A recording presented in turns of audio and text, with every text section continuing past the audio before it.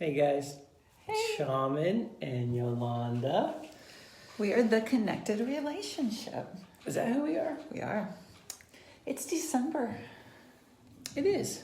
It's freaking December. Happy December. Like every time I sit on this side, look, see the elephant and its little trunk, but it looks like my hair. Do you always think that's your sticking up in the hair? Obviously, I don't have that problem. back. Anyway, We're here today. yeah. Well, actually, I hope you guys had a great Thanksgiving. So, Yeah, we took a week off. we did. We did. We were going to do a live and then it didn't happen because, Thanksgiving happened. Life. Yeah, life. But that's okay because Right. we are continuing our series on being the calm in the storm. Right. Your relationship being the calm in the storm. So today's vulnerability for the win. Well, I wanted to call it the science of interpersonal neurobiology. And you said no. No, not gonna work. So, admittedly, I have a background in trauma therapy. Mm-hmm. I am a brain geek. So these things really are interesting to me. The science behind what's happening in our brain and our relationships. But how that just makes sense, when I take a look at the science behind this stuff and then I take a look at relationships Right. and what we know about relationships. Right. So, And so you're saying somewhere in all that brain geekiness, there's a tie between neurology and interpersonal neurobiology. interpersonal biology Yeah. and relationships. Okay. So, and especially our relationships being the calm in the storm, we talked about how Right. this year has been just like one thing after another.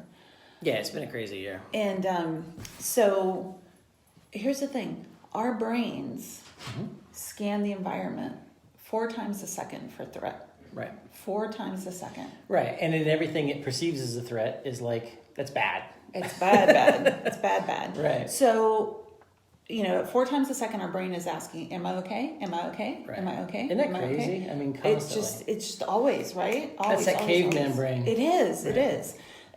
And socially and in our relationships, there's 2 things that our brain is assessing for: Mm-hmm. control Right.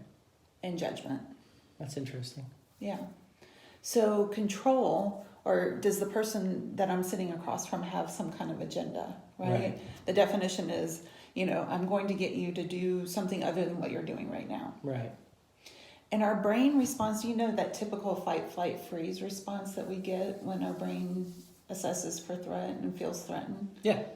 So our brain kicks into this fight response when it assesses that your partner is wanting to control. Right. And the sad thing is, like, we're wired for this, and it's all designed to, like, protect us Right. in case bad things were happening. Right. But it gets in the way of, like, relationship Connection and and connection. relationship. Right. And so what is a very good thing to have biologically Right. is a very Especially in caveman days. right is also a very dual-edged sword kind of thing to have Right. in, like, modern social settings, especially Right. our relationships. In modern relationships, Right.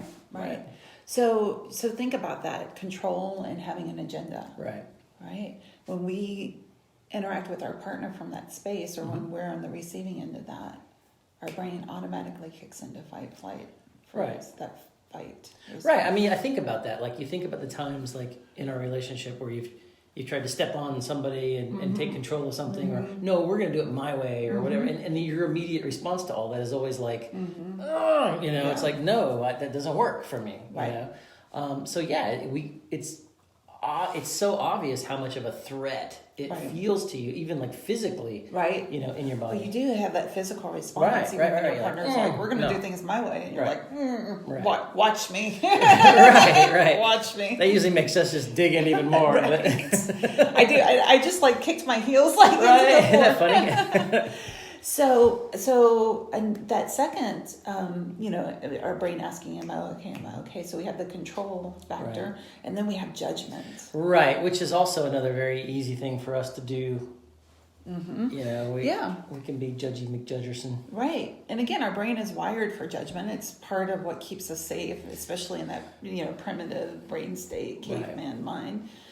but not great when we're interacting with a partner. Right. Again, another dual-edged sword. Keeps you safe, or can keep you safe, but can also kind of cause a bit of a rift in your relationship when you're being judgmental to your partner. Right, and that can also be contempt. You know, we know from the Gottman's research that contempt state is like the most detrimental to a relationship. Like it impacts the relationship. So that creates that flight response. Right. I'm gonna like distance. Right. I gotta get away from it. Right. I just need to get out of it. Yeah. So what do we do with this? Well, we have something we can do for that. Yeah. And the answer So is the answer is, you know, leading something that is going to help us to connect and bond, and that's vulnerability. right. Now, Which like seems so counterintuitive. For real. Right, because For you're like, real. wait a minute, I'm being judged, or you know, I'm like assessing for threat, and now all of a sudden you're saying be vulnerable. Yeah. Right. Yeah. So the definition of vulnerability is uncertainty, risk, and emotional exposure. Right. And again, it's you know, like the uncertainty is the total opposite of trying to control. Right.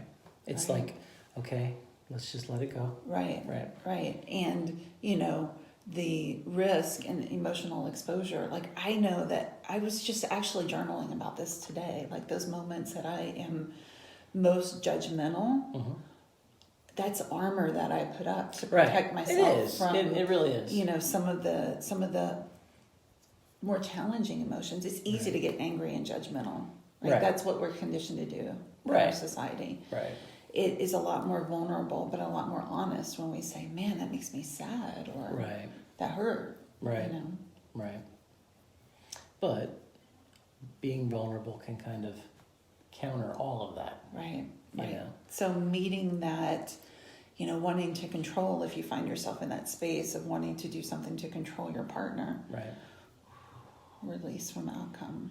Yeah, it might take a minute to breathe and then kind of. Oh yeah, you have to get out of that. You have to get out of the Right. caveman brain. You do, right? you do. And so it does take a little bit of onus on our part to kind of say, okay, I'm not going to react this way. Right. I'm going to choose to react this way Right. instead. So you want to know what's super cool? What? You know, I've been geeking out. Beyond on you this using like big words Yeah, that I feel I know, like I'm he's running like- behind going, I don't know. polyvagal theory. But you know what's really cool? I've been doing this training about interpersonal neurobiology and stuff. And Is that why we're doing this? that's one of the reasons, but it's really applicable for our relationships. Sure. So when you are vulnerable to me, when you meet me with vulnerability, I get this wash of oxytocin. Right. And oxytocin is that chemical of like connection, Right. right?